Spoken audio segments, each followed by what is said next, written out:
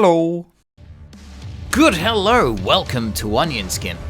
In a previous video of the Node Out sub-series, I was building custom node-based built brushes that did all sorts of bizarre things, particularly this one that seems to just burn. It's a fire brush. Interesting.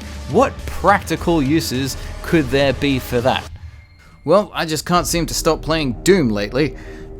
So, naturally, it was just time to animate a hell portal in tribute to one heck of a game. Here is how it all came together.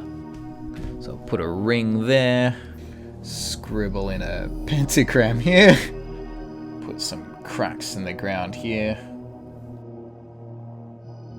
peg the whole lot together, flatten to the ground, animate the star spinning, and maybe with the lightning brush, just animate some lightning.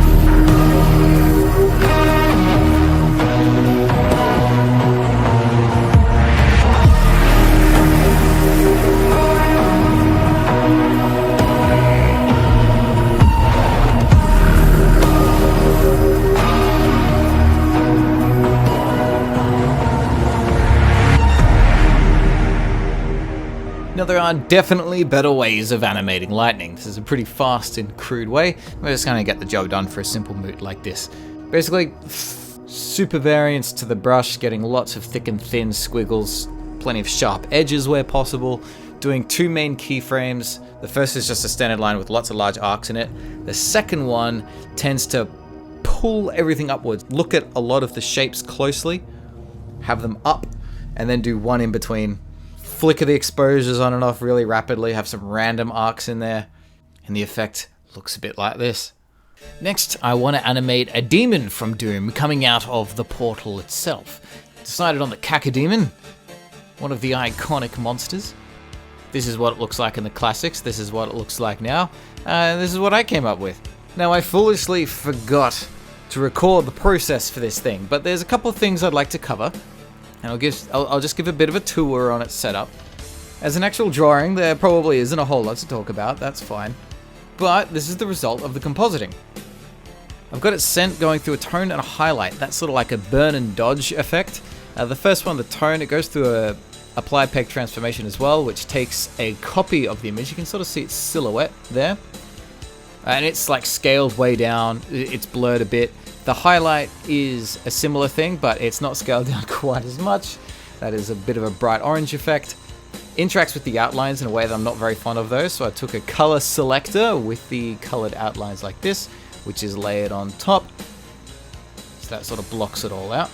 The eye does a similar thing where I've isolated just that color, glowed the heck out of that, and then taken a copy of just the pupil by itself, so when that is all combined, we have a very clear, punchy pupil.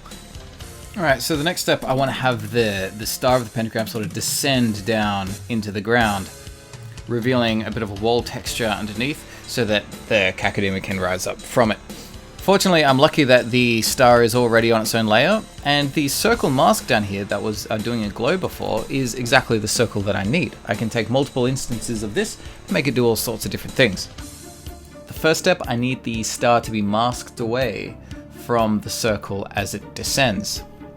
It also needs to have a copy of the circle come with it so that it can reveal the texture behind it as it goes.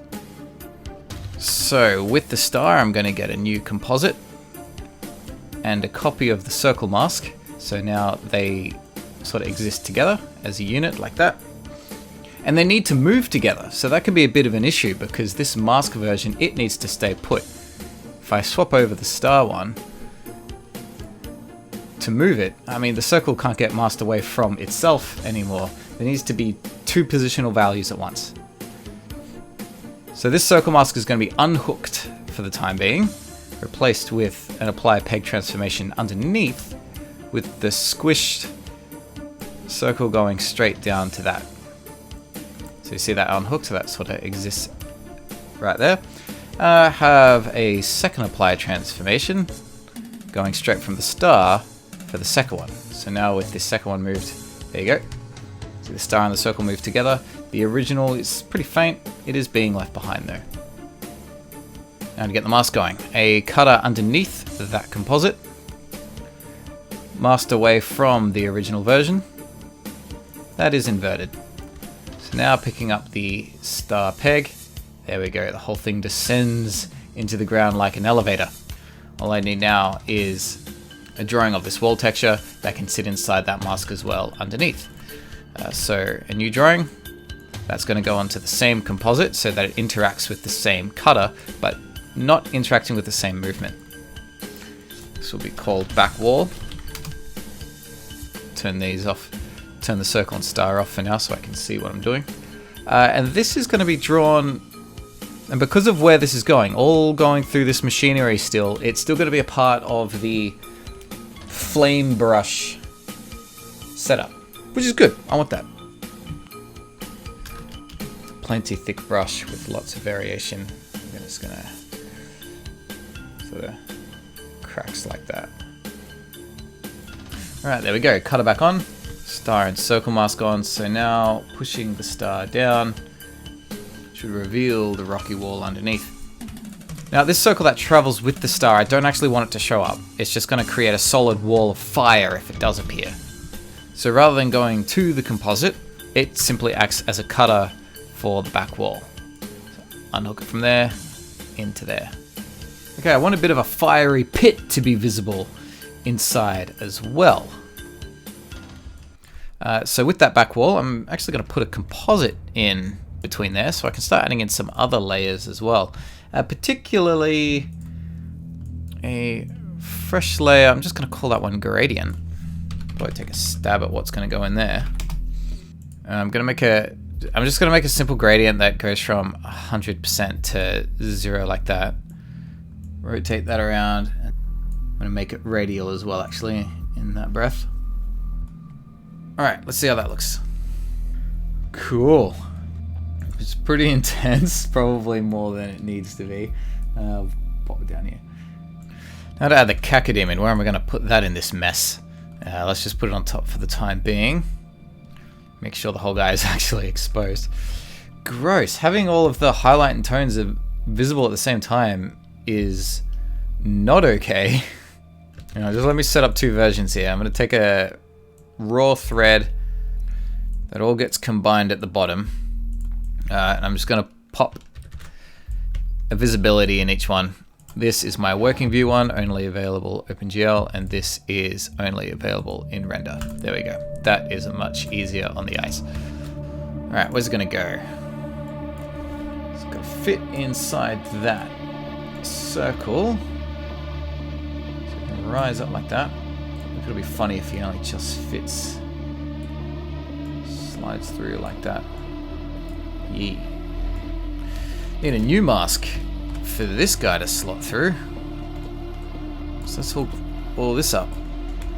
Circle mask is all well and good. I'm going to take a duplicate of it this time though, rather than using the same one again. As well as a duplicate of the peg. The reason being, with drawing view open on the side, I need to make a column.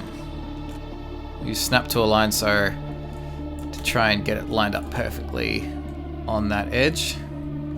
It just doesn't work sometimes. I don't get these snapping alignment tools. They're just not ideal. There it goes. Oh man, come on, seriously? What is the point of you? If you're gonna align, damn. Off the top, there it goes. Sweet, excellent. This gives us a good cutter region for the Cacodemon to spawn through, descending down from the depths whence he came. But also, I can take that column and make a little effect out of it. The white looks pretty good, actually. Blends with its highlights and tones pretty good too. Huh. Actually, every color on the spectrum looks pretty cool, because the blue mixes with those laser lights and stuff. I actually quite like the pink, maybe more so than the fire. The yellow drives the point home, but it's a bit over the top. Quite like that. Wasn't expecting to. Let's go with that. Bloom out the edges, animated transparency, and layer it under the lightning. Cool. Now to animate all of this. Okay, let's see. From about here, I'll have that whole star system start to descend. Set up 3 keyframes. 2 of them will be the same, just so it can sort of like jolt downwards a little bit. I'm just gonna go like it sort of clunks. Bring it down just a little bit. Then a slow descension into the depths. Heavy ease. 60? That needs to hold for way longer. That needs to be a much slower descent too. That's 60. That's 0. Down again. There we go. An actual star rotation. This animation's a lot longer now, so I can't stop spinning halfway through. To a rotation of 180?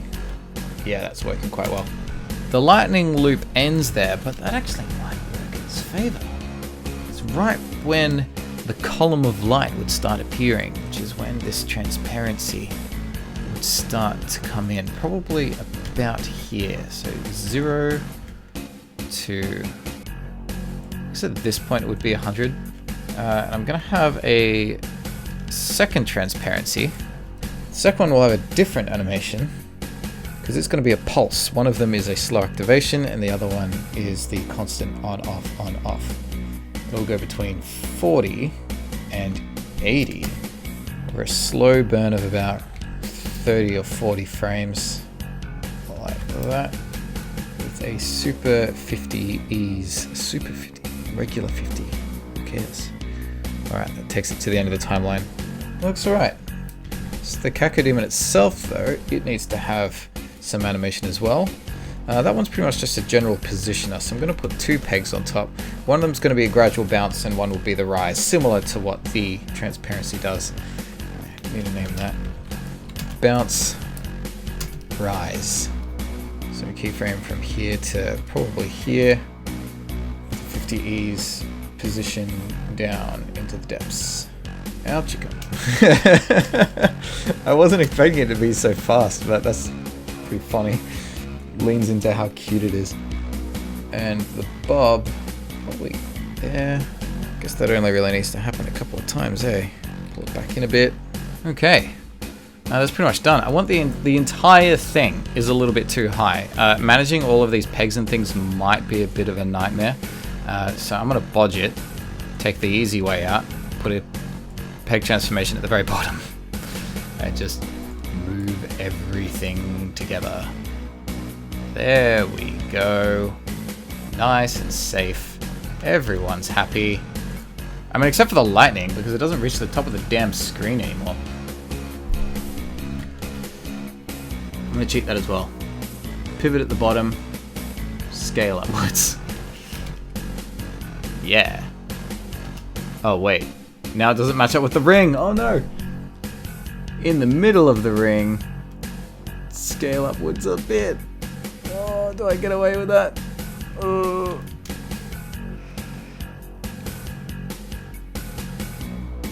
Last thing I'll do is a bit of camera shake for when the star goes down. So I need a quake and a camera for that. Hook them up. Look for when this... Oh, jeez. Okay, star's going down there. What do I need? Just apply to Y. Yeah, up and down shake. And an amplitude of not that much. 0.2 should be okay. There we go. And in fact, down inside its parameters when it starts. go to just after it starts, keyframe it there, back to where it does start, keyframe it there, and pop it from 0.2 down to 0. Copy those, and paste reverse, so it goes back down to 0 again. There we go. Hello. And there you have it, another fine, mutable moment. As always, the working file for this, and many other Onionskin videos, are available on the Patreon. This file in particular also contains everything from the previous video, from the No Doubt sub-series, that one with all of the custom brushes, the laser brush, the mustache brush, and of course the fire brush. If you missed the video about building this brush that automatically burns, that is the previous one with this working file. This is the thumbnail, go give it a look. Consider subscribing for more Harmony tutorials, mutable moments like this every week.